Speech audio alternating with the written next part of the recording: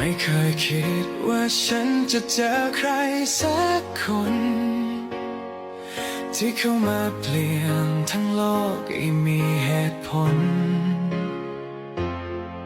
ทุกเช้าตื่นมาก็มี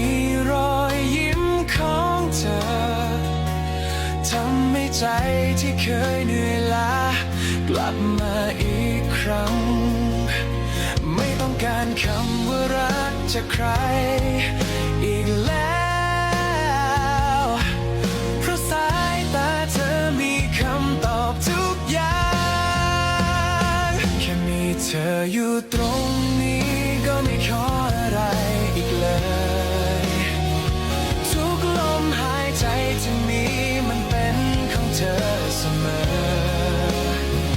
ไม่ว่าพรุ่งนี้จะเป็นอย่างไรแค่ได้รักเธอไปจนวันสุดท้ายเท่านี้ก็พอ